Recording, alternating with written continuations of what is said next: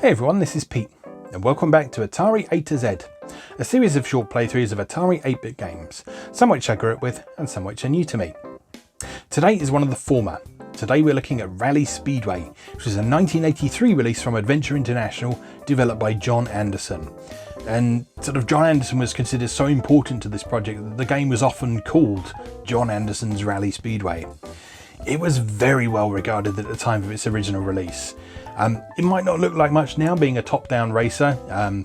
Even at the time, a lot of people preferred the vanishing point behind the car races, but this was really widely praised for its array of customization options. So you can do things like you can set the maximum top speed of the cars, you can play in 1 or 2 player mode, you can change weather conditions, and there's even a track editor for you to create and save your own tracks to disk as well. So yeah, a massively customizable game, very well known back in the day, very well regarded and still very well loved today.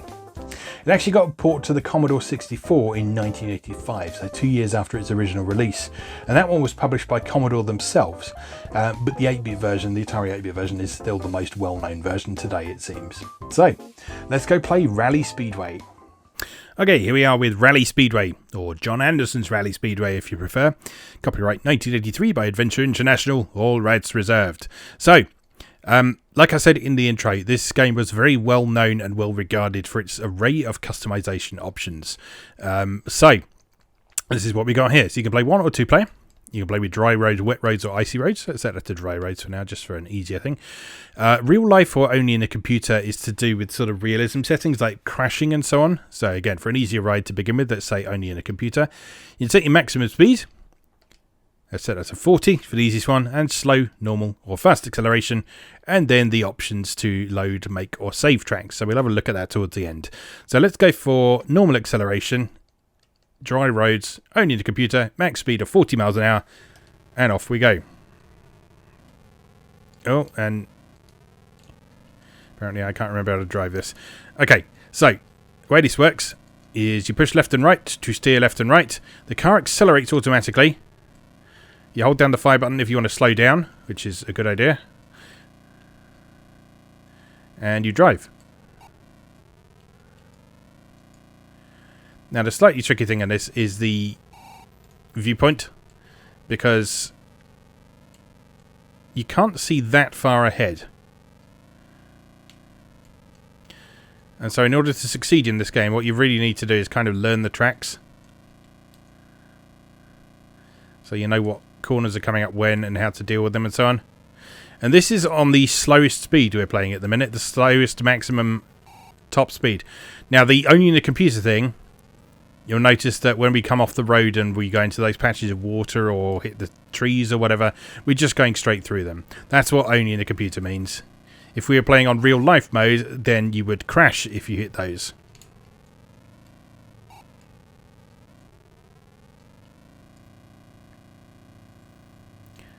And so we continue until we complete this lap.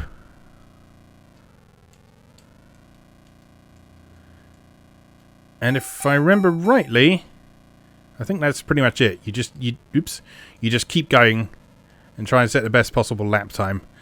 I don't know if there's a limit to how many laps you do, because this is a game I don't have the original manual for, so it's hard to check that sort of thing. Let's try doing 3 laps at this speed, and just see how we get on. Let's see if that actually concludes a race or something like that, or if it just keeps going over and over again. It may be the latter case, but let's do 3 laps, because that's a standard number of laps for a video game racing game for the period.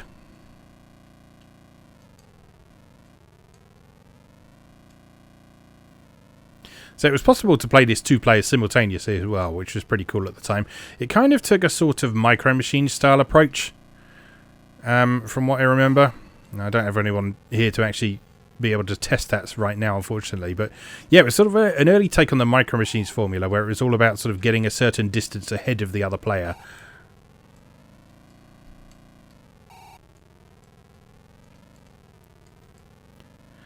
But other than that, it's pretty strictly time trial racing, as you can see here from the complete lack of other cars on the road.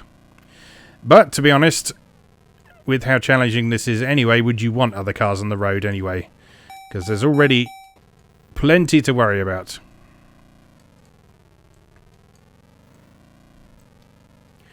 Now, I guess the closest thing that you can compare this to is the early Atari racing games that we've seen on Atari A to Z Flashback.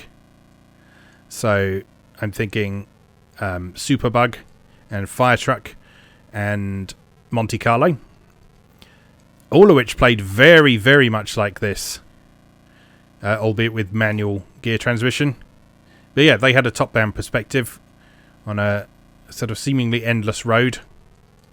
Yeah, it's to sort of know when to slow down, when you could power yourself around a corner. And an emphasis on just sort of surviving as long as you could, basically, in those games. In those arcade games, you had a time limit, and you just had to score as many points as you possibly could in that time limit. And you got an extended time if you scored over a certain amount of points within your initial time limit.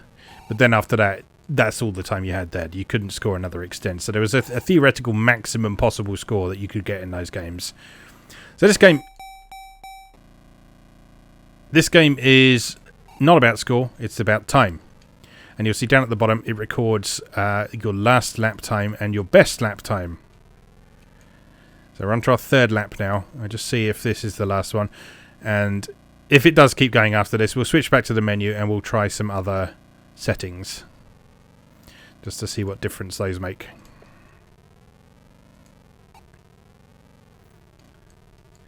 But yeah, this was very well received back in the day for various reasons.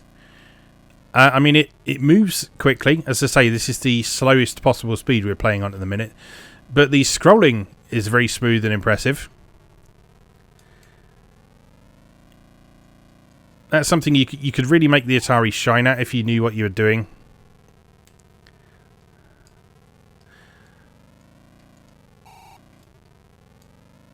And it's multi-directional scrolling as well, which is quite unusual at the time. Most of the time, in a lot of early 8-bit games, you just saw either horizontal or vertical scrolling, rather than both. And the reason for that was that it was two quite different programming techniques to get horizontal and vertical scrolling working. I always forget which way round it is, but it had... The Atari 8-bits had... Okay, so yeah, that just keeps going. So if we hit start, that takes us back to the menu here. Yeah, so the Atari had hardware that would help it do scrolling, but it was two very different programming techniques to do horizontal and to do vertical scrolling, and one was more difficult than the other, and I can't remember which way around it was. Okay, let's switch to wet roads, and let's increase our top speed to 80 miles an hour, but with slow acceleration, and see what difference that makes. And then start the race. Off we go. Oh, that's much faster.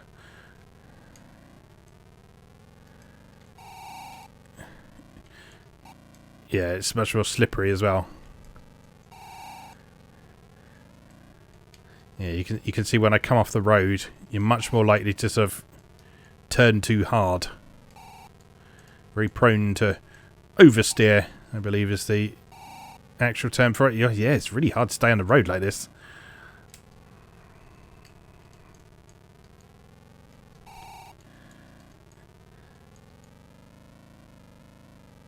But yeah, there's actually quite a nice feeling of sort of wrestling with the controls of your race car when playing like this. So you sort of you can actually sort of power slide properly around that corner. But unlike a lot of other racing games at the time, you do actually need to you do actually need to slow down for corners in this one.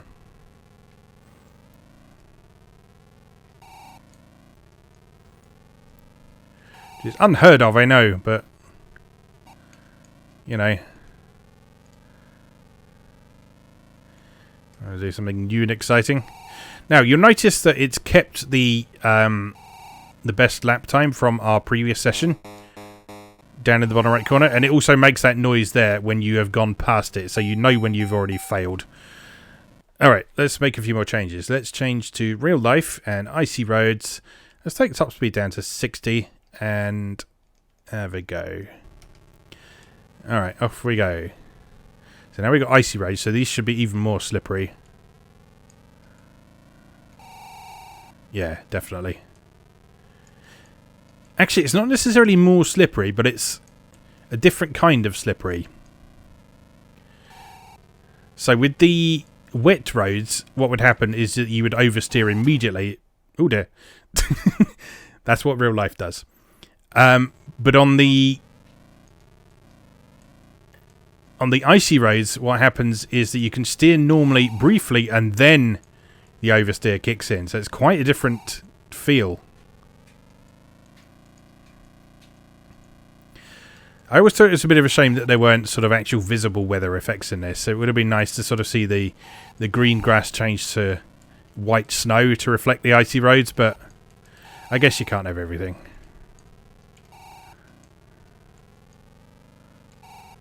Yeah, I do love that crashing animation. You sort of your car on fire and your dude just runs out of it on fire himself. He's like, oh, whew, blimey. That could have been nasty.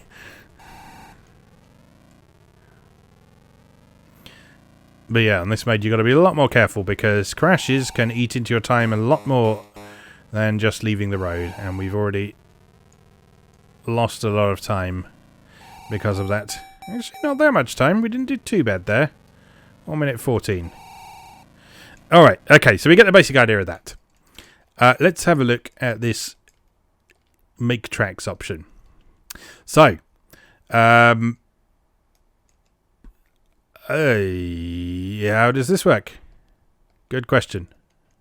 Very good question indeed. It seems that pressing select does something. I don't know what. Switches between two tracks, maybe? Pressing option clears the whole thing. But you can press select to get one of those default layouts back. And then start takes us back to the menu. Okay, so pressing the fire button seems to just erase whatever's there. So how do we pick something from the side?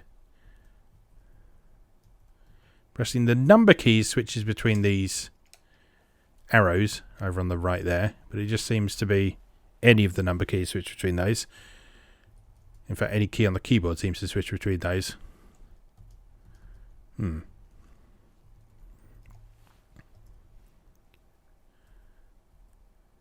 I don't know what I'm doing. You know what? I'm going to go and have a quick look and see if I can find the manual online. I'll be right back.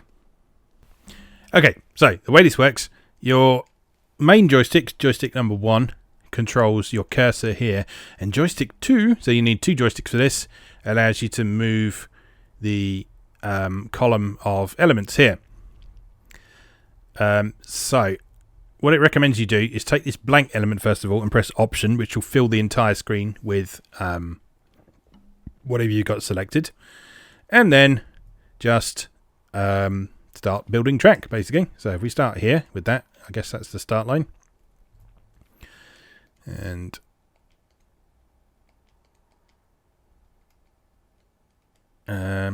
right, the arrows on the right hand side of the screen, those tell us which way you're going to reset if you crash, so which way you should be going.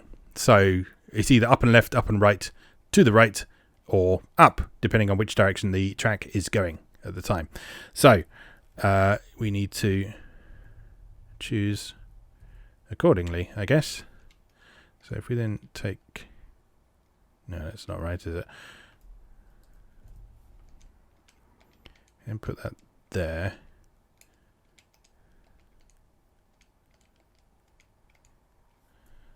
Oh, this is fiddly. I think I get it though. And then these are all like the corners. So we can then just... And we need something to link it to that corner, don't we? So something like...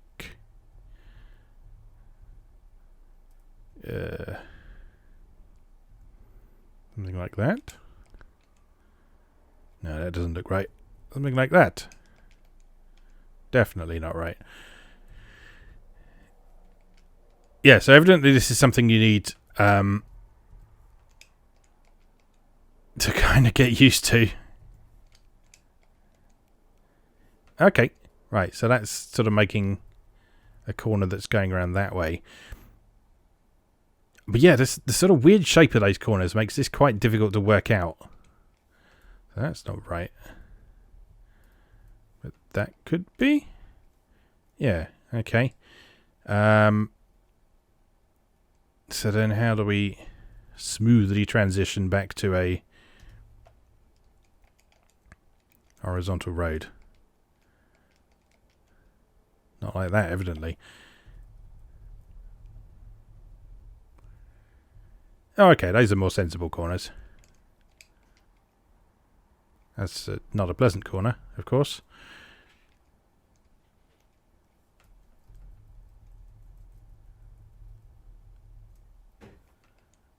But then... oh, I don't know. This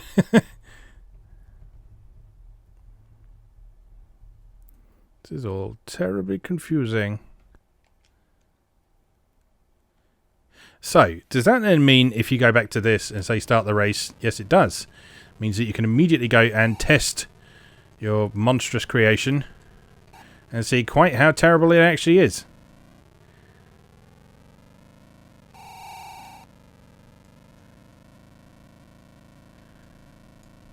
Truly, open world racing. Right, let's have a better go at that. Okay, so let's go back to the things and just clear all that nonsense. And let's try and make something that looks vaguely acceptable. So, I was correct that that is the start line. So let's plonk that there. And proceed onwards like this. Then we want to curve off in that direction. Can we then put that there? No, that doesn't work either. Oh, this is really hard to work out. Because these pieces just don't seem to actually fit with each other. I guess having a look at the actual samples would help, wouldn't it? So how does it handle those? Okay, so for a lot of corners it seems to kind of be using those kind of archway shaped ones. Alright, let's have a go at that. So again, and a start line. Get that going along there. And grab one of these archway type corners. Excuse me. What do we do? No, that's not right, is it? Let me look again.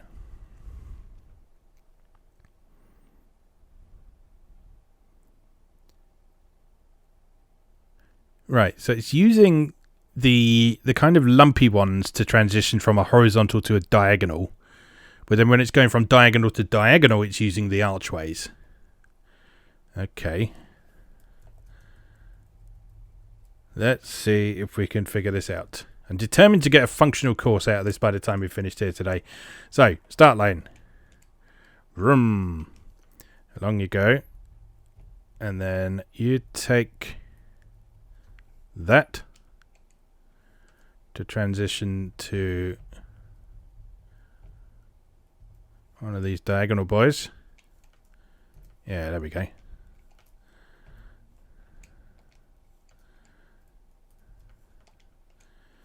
Alright, then we take an archy one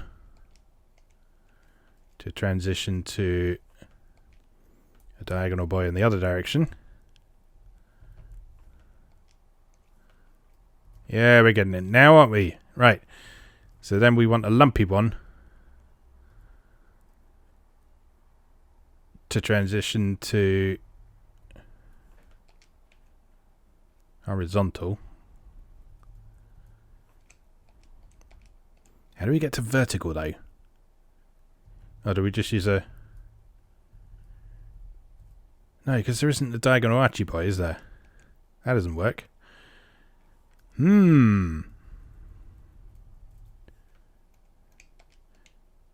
Right, so I guess we must have to use a lumpy boy and go, no, that doesn't fit, does it? Oh, this is so much effort. And then another lumpy boy.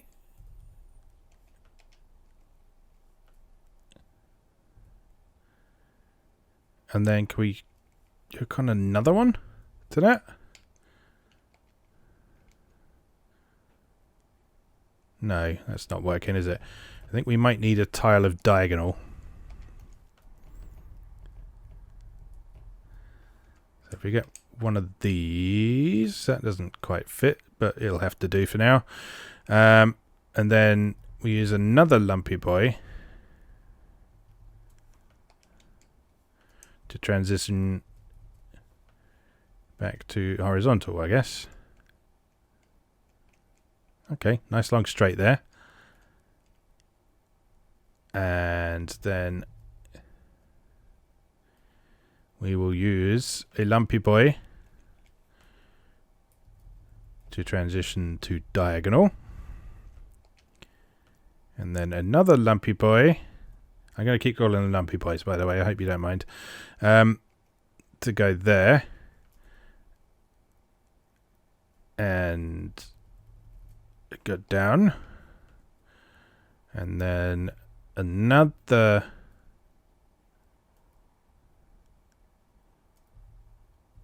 that one to take us there. I'm getting this slowly. And then this one to take us. No, that's not right. It is not correct. What's supposed to attach to that then? Is that a... No, because none of those fit. Oh. This is so frustrating.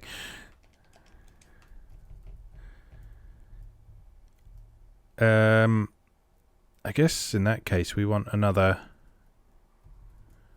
one of these. And then that should transition smoothly to a diagonal. Yes, that works, doesn't it? And then we should be able to transition smoothly to a vertical from that. Or indeed curve around. I'm having real trouble getting back to the start line. One of those. And then one of these. Oh, I should have set these back to the correct direction, shouldn't I? That's what those dots on there mean. That means which direction the you're telling the car to recover in. So that goes there. And that goes there. You really do with a sort of eyedropper tool in this. To be able to pick up whatever it is you're using. Rather than having to go and find it again. No, that's wrong, isn't it? Oh, God. This one? That's better. And then this one. And then this one. And this one. We're nearly there, folks. This one. And God, I just need to straighten it out. Can't be that difficult. How difficult can it be? So this one. Yep. That one. No. Oh, God. That one.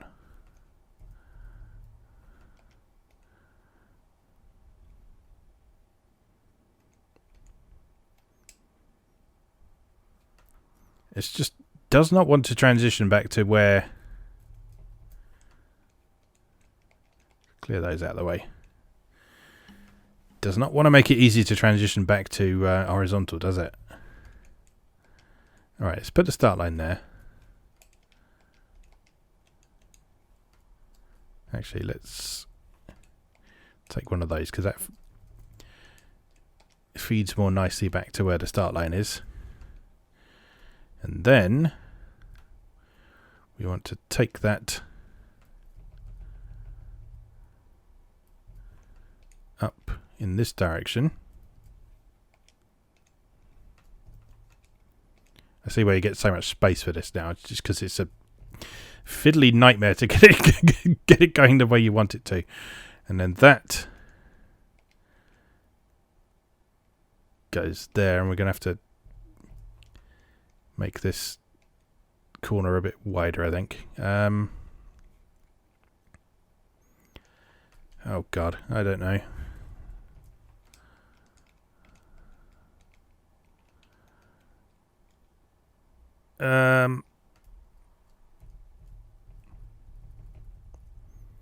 We squeeze an Archie boy in there? That might work. And just put a diagonal in there. Yeah, that should do it, shouldn't it? There we go. Perfect. Right, so then the other stuff we've got around here, this is all scenery elements. So we've got H for houses, T for tree, I guess. So let's put some houses in. We've got a few houses by the start line. Got some house 2s along the other side. House 3 sitting there. Couple more house 3s there. A few trees.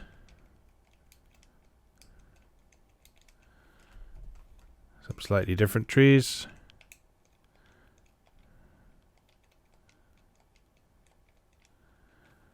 And some slightly different trees again.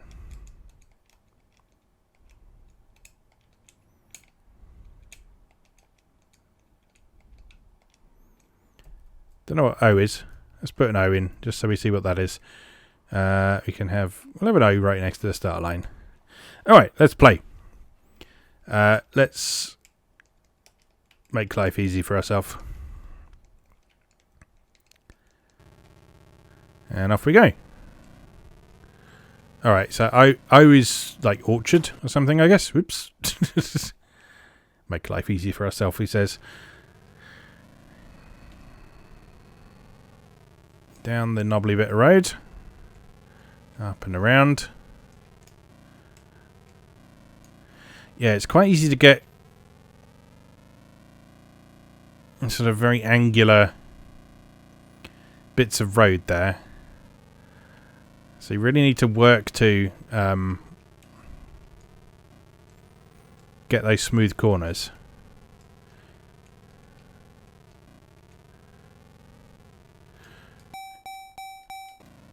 So in fact it's quite difficult to get smooth corners just because of the parts you're given. So 90-degree corners are fine, but changing between your 45-degree angles is the tricky bit from the look of things. This stretch here you can also see why it's important to put obstacles in, because otherwise you can just skip a whole part of the track and still get credit for the best time. So, you know, teaches you a few lessons about good game design there as well. Anyway, I think we spent enough time doing that. Now, that is John Anderson's Rally Speedway from Adventure International. As always, thank you very much for watching, and I'll see you again next time.